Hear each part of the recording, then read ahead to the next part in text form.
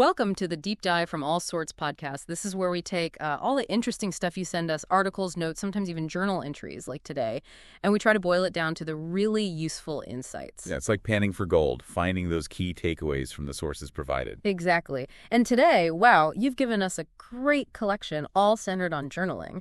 So our mission is to synthesize all this into a concise guide maybe, why you might want to start journaling, and how to actually do it. And I'm here to help unpack that. Looks like some fascinating material. Okay, let's dive right in then. First up, what actually is reflective journaling? You shared this definition from Baron Fig, calling it a deliberate thinking process system for interpreting your experiences, emotions, and thoughts. What strikes you about that?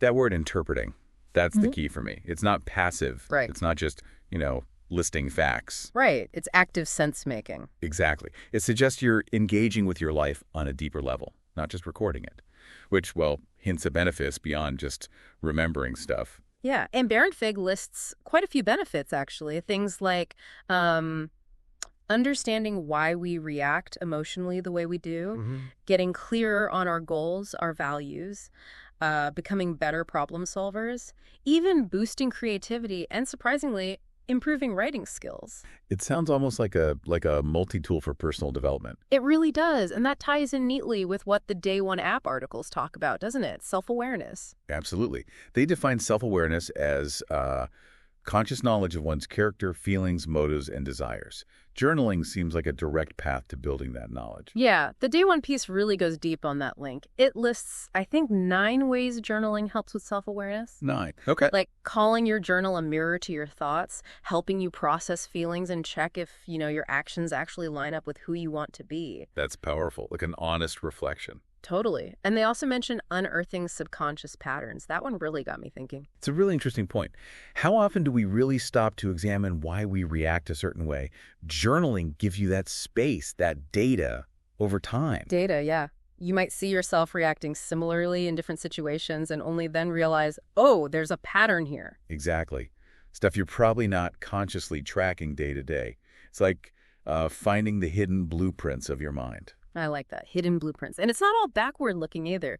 Day One talks about capturing moments of epiphany. Ah, yes.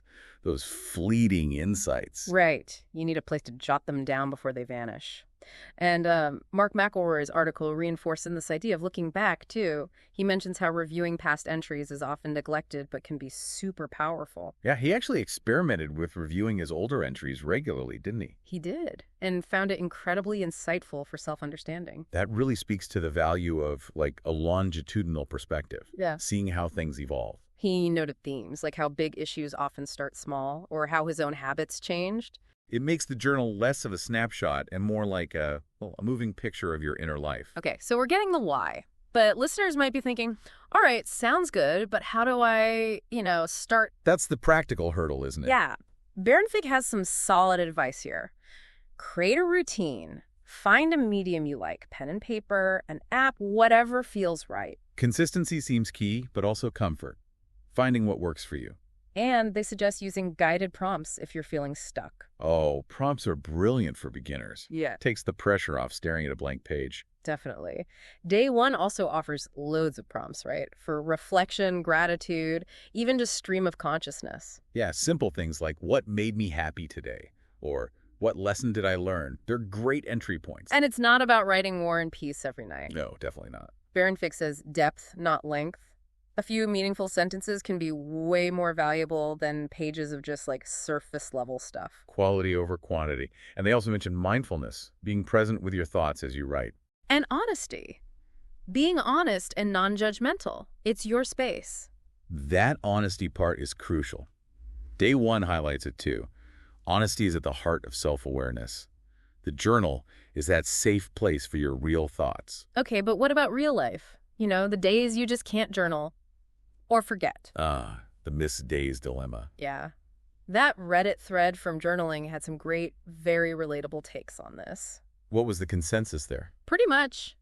Don't stress about it. Don't feel you have to go back and fill it in. That just adds pressure. Right. Avoid making it a chore. Yeah. Leave the page blank, draw something, use stickers, or just pick up on the next day. Some people just make a quick note later like, missed yesterday. That sounds much more sustainable. It brings flexibility, self-compassion. It's a tool, not a test you can fail. It's interesting you say that, like that St. Wolston's School absence note system mentioned in the sources we track external absences. Maybe we can be just as understanding about, internal ones without the strictness. That's a great analogy. Applying that mindful, non-judgmental approach internally. Yeah. And speaking of internal stuff, the emotional journaling piece from day one really emphasizes how powerful this can be for just, well, processing feelings. Making sense of them, Yeah. not just feeling them. Exactly. Understanding where they come from, how to respond effectively. They suggest finding a quiet spot, writing for maybe 15, 20 minutes, uncensored. Just letting it flow. Yeah. Using prompts maybe to dig a bit deeper into specific emotions. Yeah. And the benefits they list for that are pretty compelling. I bet. Things like stress reduction. Yeah, less stress and anxiety, better self-awareness around emotions, improved mood, less rumination, getting stuck on negative thoughts. Better emotional regulation overall. Yep. Like the mental and emotional hygiene. Totally. And it's cool to see this isn't just a new trend. Epica traces journaling way back. Oh, yeah. Like how far back? Han Dynasty. And they mention figures like Marcus Aurelius. His meditations are basically a journal. Right. Still read today. Amazing. And Samuel Pepys, his diaries give this incredible picture of 17th century life. It's got deep historical roots. It's fundamentally human, isn't it? This need to record and reflect. Epica also mentioned the tactile appeal of physical journals. Oh, yeah, the leather-bound ones. There's something about that physical act of writing, the permanence. Digital is convenient, sure, but pen and paper has a different feel, a different connection maybe. And then that Help Scout article kind of pulls it all together, reinforcing the psychological benefits, happiness, clear communication, handling hard times better, gratitude. It really paints a picture of journaling as this incredibly versatile tool for living a more examined and intentional life. It seems the common thread through all these sources is find your way, make it sustainable, be honest, and don't aim for perfection. Exactly. It's a practice, not a performance. So for you, our listener, hopefully this deep dive, using all the great material you provided, has given you a clearer picture of journaling, maybe sparked some ideas. Yeah, maybe you feel inspired to try a prompt or just grab a notebook or open an app.